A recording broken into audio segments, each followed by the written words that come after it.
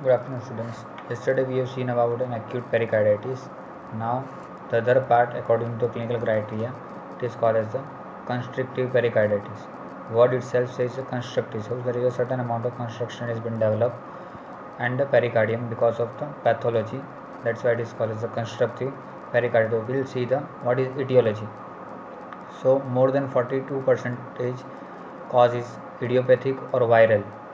11 to 37% is because of post cardiac surgery, 9 to 30% is because of post radiation therapy, hardly 3 to 5% is from the connective tissue disorder, and hardly post infectious like tuberculosis or purulent pericarditis in 3 to 6% of cases, and very rarely 1 to 2% of cases are miscellaneous, include the malignancy, trauma, drug induced asbestosis, and uremic pericarditis.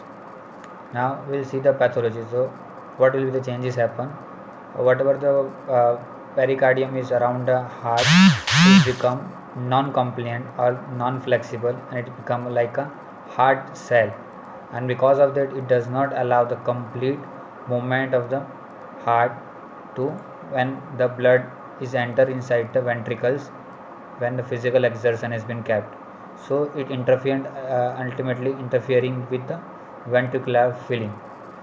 Most commonly it is blocking the blood flow or dilation of the heart in the early diastole, which is the most common time for the filling of the ventricle, and hardly small amount of blood is coming in the late diastole to fill the ventricles, and because of that there is a decrease in the ventricle filling, and there is an increase in the ventricular congestion or increase in the venous return is more, and it will not be going out because of the restriction, and because of development of the pericardial thickening or pericardial flexibility has been lost, and because of that proper both the side equal balance of the ventricle will not be maintained. Either side it will be pulled, either on the right side it will filling will be more or on the left side or vice versa, and because of that will leads to the unequal distributions of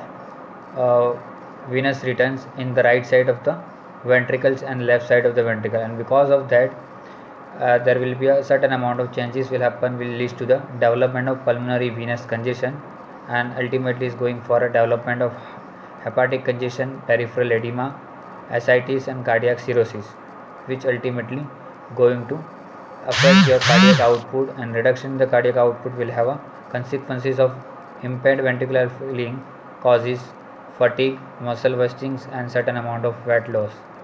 That leads to development of both inhibiting the diastolic filling of right and left ventricles, lead to decrease in stroke volume, decrease in cardiac output, leads to the hypertension and certain amount of shock, and because of increase in the venous pressure leads to the systemic and pulmonary changes, and systemic changes there will be increase in the JVP, that is jugular venous pressure will be increasing because of increase in the pressure on the right side of the heart will lead to development of the ascites and peripheral edema, and on the pulmonary side there will be increase in the lung science, and there will be collection of the fluids inside the lung, that ultimately decreasing the BP, increasing your heart rate, and increasing your JVP. So there was a is called as early diastolic knock, that is after S2 sound there is sudden cessation of the ventricular diastolic filling because of the rigid pericardial sac, and development of increase in the inspiratory pressure in JVP is known as Kussmaul sign. These are the basic features we see in the pericarditis patient.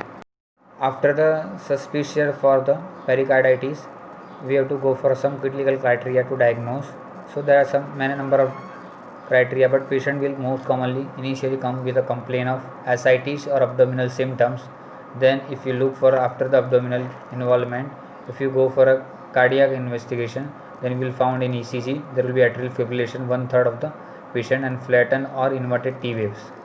Chest X-ray will show about the pericardial calcification, and the echocardiogram will show the pericardial thickening and septal bounce, that will be abrupt displacement of the intravalvular septum during the early diastole, which leads to development of the restrictive filling pattern, and more than 25% of patients have a mitral E velocity during expiration and compare with the inspiration.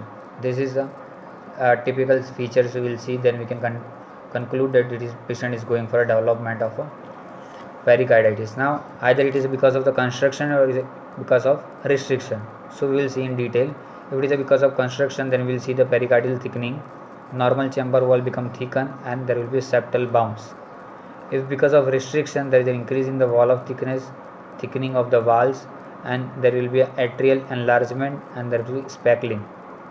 On the Doppler, if it is a constructive, then we have to see more than 25% of decrease in the mitral velocity with inspiration, increase in tricuspid flow with inspiration, increase in diastolic flow reversal with the inspiration, and tissue Doppler will see more than 8 cm per second. In case of an restrictive pattern, there will be MR and TR, that is mitral regurgitation and tricuspid region, leads to development of increase in the HV diastolic blood flow, reversal with the expiration, and tissue Doppler with less than 8 cm per second. These are the pure clinical criteria to diagnose the pericarditis.